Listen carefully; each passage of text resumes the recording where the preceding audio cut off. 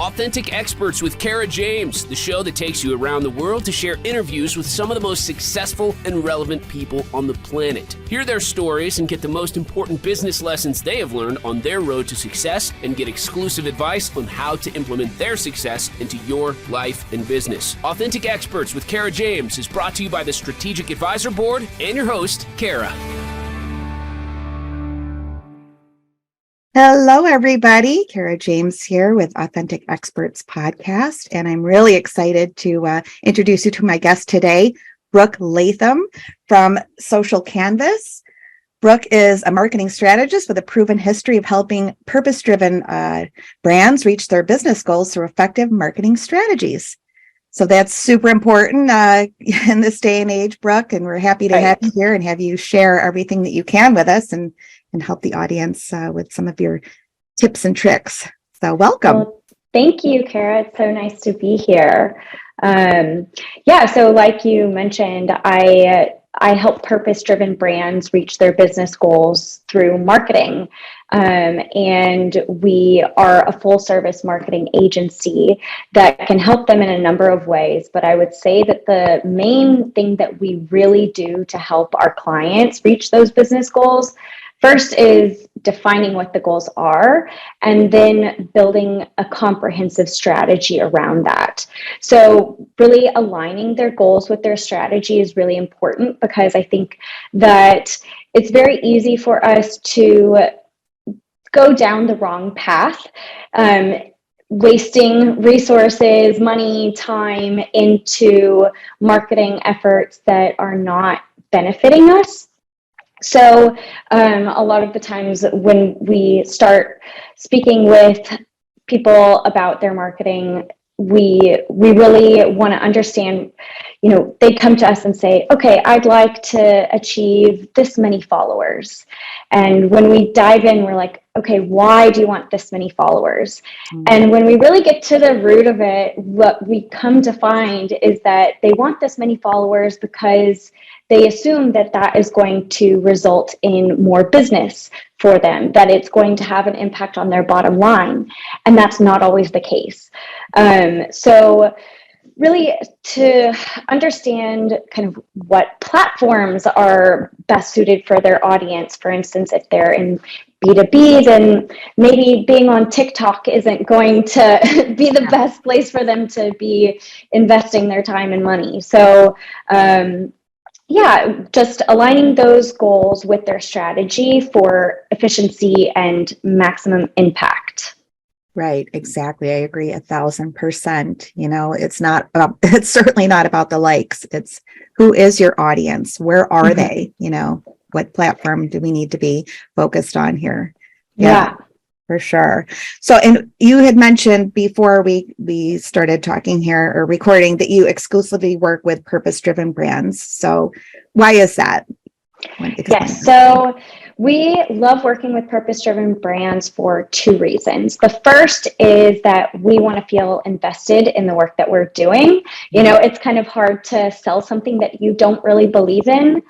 And we've just felt that there's so much kind of useless chatter on the internet, on social media, as well as misinformation or messaging that can make people not feel so great about themselves. Feelings of, my life should look like that, or whatever it may be. So we want to be intentional about the messages that we are helping to spread. So that's reason number one. The second reason is that today, consumers expect that the brands they subscribe to stand for something. They want to see that the brands that they are choosing have strong mission, vision, and values.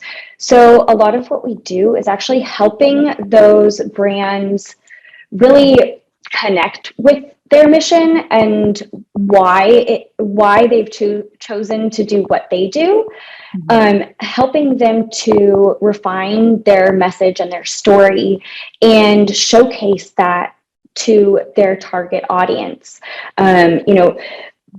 Bringing those aspects of their business that people could really connect with to the forefront. Yeah, absolutely. That's critical.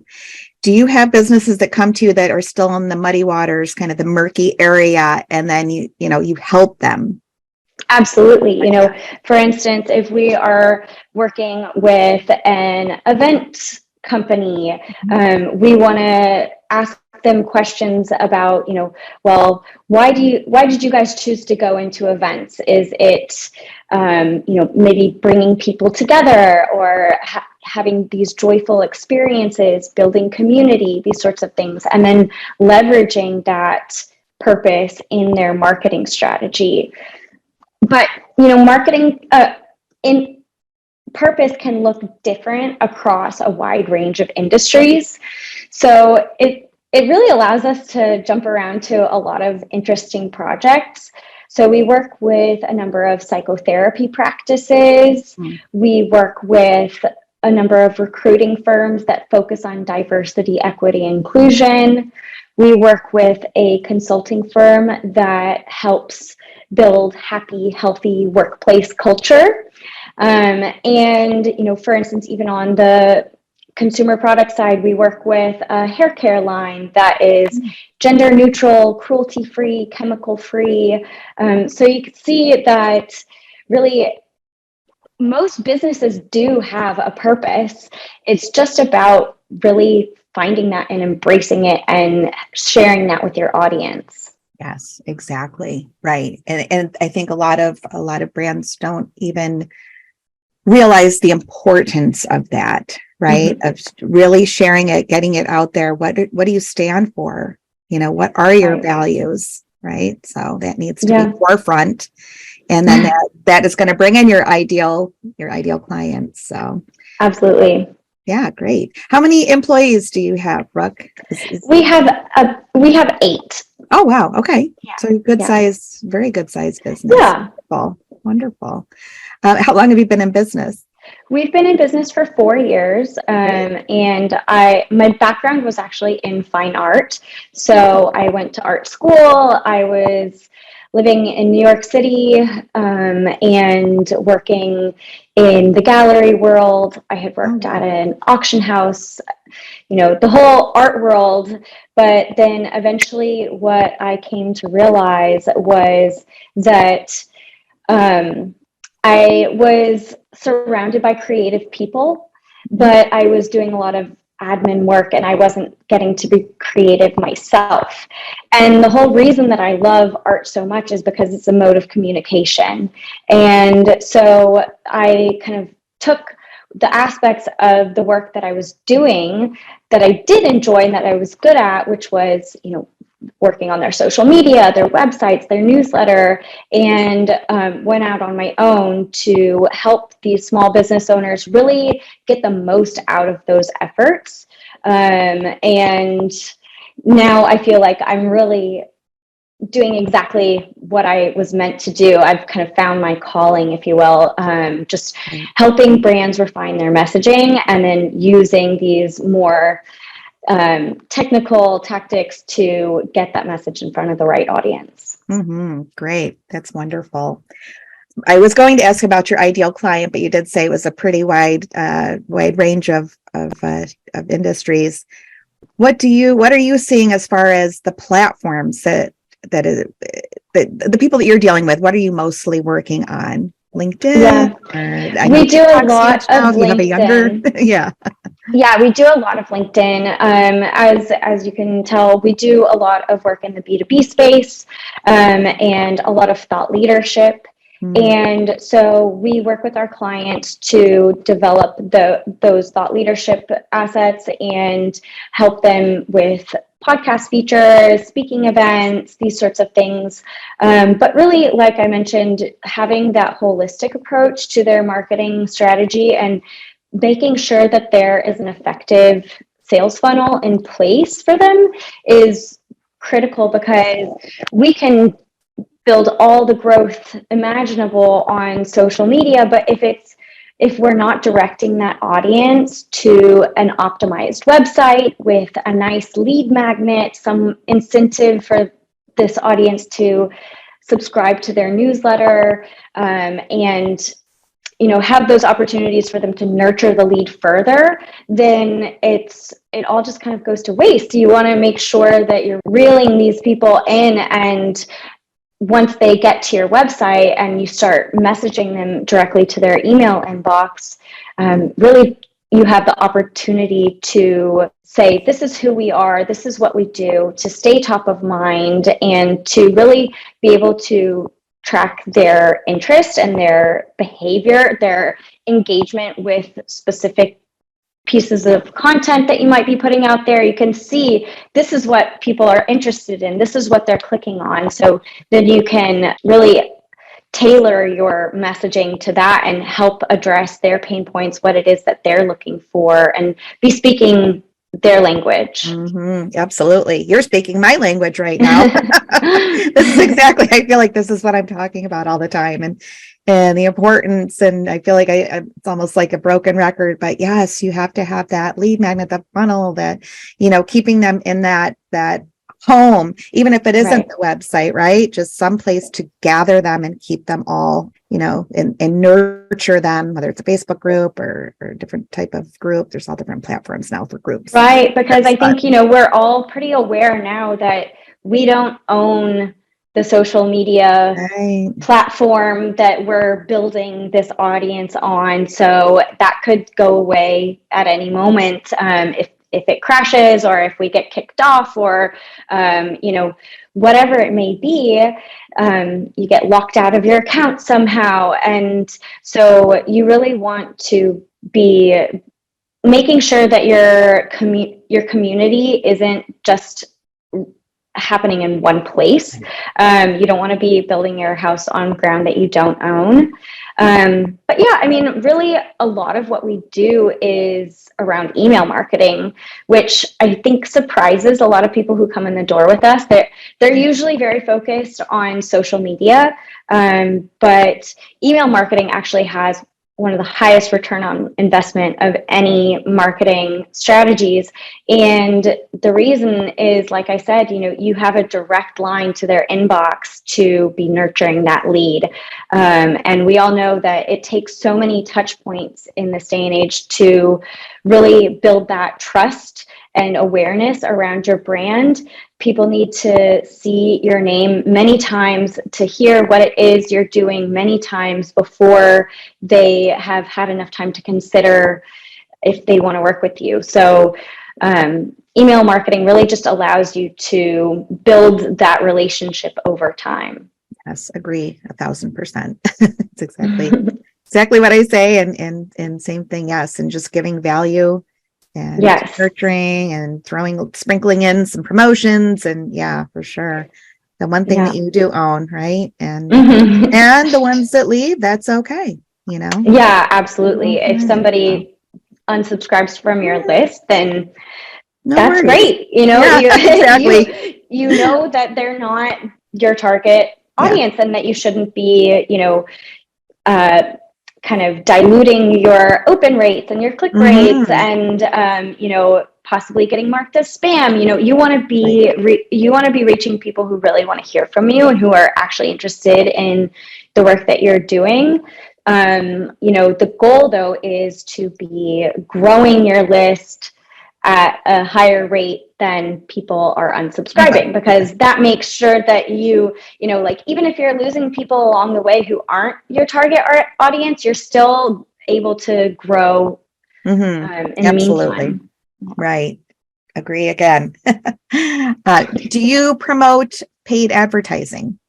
Yes, absolutely. So, I think that actually I'm all about the organic marketing. I think it's critical. I think it's so important, especially because people now go to social media as kind of a verification step. If they're interested in working with a brand, then they want to go and see what kind of messaging they have, what kind of audience they have.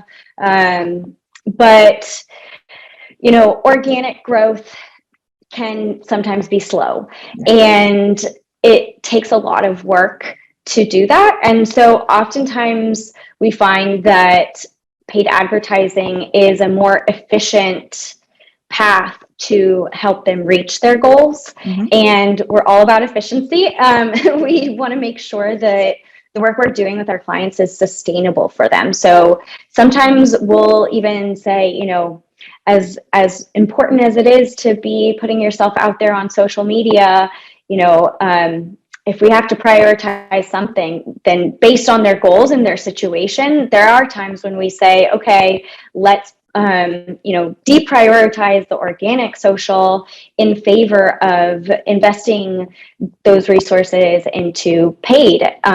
Get some return on these efforts and then be able to reinvest back into having that really nice comprehensive strategy Sure. that is across all platforms. Yeah, for sure. Now, do you have a preference to one or the other? Yeah, I mean, I think that it's important to have a bit of everything. I'm sorry. I mean, as far as the platform, Facebook, advertising, YouTube, so I understood what I was saying. I really think that it's important to identify the industry, their audience, their target demographics. Are they selling a service or a product? What's the call to action? Because some businesses we see do really well on Google ads, for instance, are psychotherapy practices. They have, brick and mortar, and we are trying to get people in the door. So they're searching on Google and they're searching in their area, therapist near me or something Perfect. along those lines. And the fact that their business shows up to people who are right then and there searching for it, that's the best way to reach them. But then, for instance, if you're selling a book on Amazon, you might be wanting to advertise directly on Amazon or perhaps on LinkedIn to build more thought leadership. Versus, for instance, if we're working with more of a product, consumer products, then something more like Facebook or Instagram would be the go-to. So really have to be quite agile and dynamic to be able to meet all these different industries' needs. Yeah, no, that was great. Learning, I love to learn something new every day. So yeah, that's perfect. Yeah. So, and beyond the traditional marketing tactics, how can brands improve their marketing funnel? So, I really like this topic because a lot of clients, like I said, are really interested in those kind of top of funnel marketing tactics, social media, how can I bring new eyes to my business? But actually, if you think about it, the clients or customers that you already have are, your surefire way to success. You want to be making sure that you're building brand loyalty. So a lot of times we'll see that if we start working with a client and we're bringing them new business, but they're not able to retain the business, then they're kind of they're just stuck in a loop. So we think outside of the box in these ways of how can we make their customers experience better. So for instance, if they are a service-based business, making sure that you are getting feedback from your clients on a regular basis, making sure that you're kind of staying ahead of the curve, not waiting until problems arise to be improving things for them. Sure. Working on things like upsells. A lot of times there's great money there for you in upselling to the clients that you already have. And they already know you and like working with you, and you've already gotten them in the door. So sometimes, although we like to think about how to get new business into our funnel, it's really important what happens to those prospects who have already converted. Like I said, so upsells, client retention, getting feedback, testimonials, building case studies, and that benefits you on the top of funnel marketing stuff, because if you have strong case studies about the work that you are doing with the clients that you have who are so thrilled with you, then it makes you a lot more appealing to a cold prospect who has no idea who you are or what to expect in working with you, for them to see directly from your client's mouth, why they love working with you, then you're in a much better position. So sometimes this is kind of where it just gets outside of the box thinking. Sometimes we determine, okay, maybe if you're losing clients, then maybe looking into why, how can we improve that? Maybe there's something on the project management side, making sure that things are happening as they should, and really just getting that feedback from their clients is super important. Absolutely. Gosh, I could talk to you all day about all this. About 20 more questions in my head. So I love talking about funnels too. It's one of my favorites. Yeah. You're so right. I mean, you can have a huge, thriving business on a handful of customers, that customer lifetime value. You just want to keep building that up. And then of course the referrals you get from them are just little referrals, them, right? If the perfect client. That's one of the easiest things that you can do if you're looking for more business, to establish a referral program, internally and externally. Tell your team, hey, if you're able to bring some new prospect in the door, then here's an incentive for you to do that. And for your clients as well, to say, if you can refer a client to us, then we're going to offer this service to you for a discounted rate or for free, this much off your next invoice. Or, building those referral programs is a really easy way to grow your business. Just low effort, low investment, just a win-win using what you already have. Yeah, everybody's happy with that for sure. Great. So you mentioned that you have a special offer for the audience. We'd love to talk about that. So if anyone is struggling with their marketing strategy and, maybe they're doing some marketing efforts and not seeing results, or maybe they have had it on their to-do list for a long time, but, just as business owners know, sometimes it's hard to juggle all of the balls, and you need to be able to outsource things that are not your specialty to someone who really knows how to get results. So if you're looking for marketing support, then we'd love to speak with you. And for anyone who is listening to this podcast, we'd love to offer that if you want to work with us, we'd be happy to give you a free content audit. And an audit is where we go and look under the hood and we analyze your entire digital presence. So we're going to look across all your social media platforms, on your website. We're going to look at if you have any email marketing automations, lead magnets, these sorts of things. The back end of your website are things optimized for SEO. So you'll really get insight on how your presence stacks up to the competition and what areas you might want to prioritize improving to strengthen that sales funnel. Wow, what an amazing offer, Brooke. Thank you. Absolutely. Incredible. So how would they get that? Where do they find it? So you can go to our website, socialcanvasco.com. And from there, you'll be able to learn some more about us and the work we do and sign up for a consultation. Great. Thank you so much for that. And my last question that I ask everybody, is there a book that you would recommend for the audience?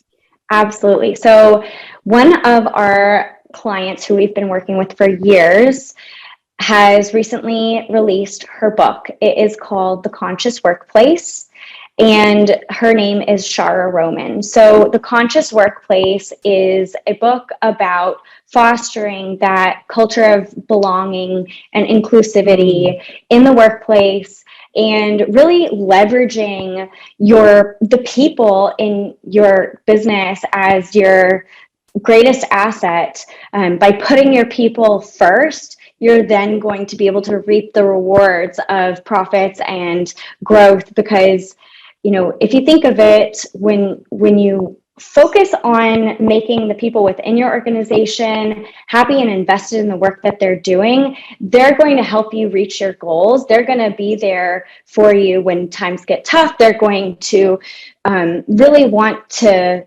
to help you reach your goals. Sure. And so she just talks about kind of her experiences working with their clients in a range of industries, how they have helped companies develop stronger workplace culture. And at the end of each chapter, it's really nice because she also has some kind of exercises that you can do, whether you are a large company, a small company, or even someone working within a company, how you can work to make your workplace a happy, healthy place. Great. I love that. And everybody loves a little hands-on, right? Because you can read and then you set it down. We don't necessarily do it. So that's got to be really helpful. Thank you. I'm looking forward. I just jotted that down. Thank you. Well, it was an absolute pleasure having you here, Brooke, and I hope you'll come back again. Thank you so much for having me. It was really nice speaking with you, Kara. Oh, thanks. All right. We'll talk soon, Brooke. All right. Take care. Thanks for listening to Authentic Experts with Kara James. Please leave your feedback and visit strategicadvisorboard.com to get the latest and greatest business advisement on the planet. Follow us on social media for updates, and we'll see you on the next episode.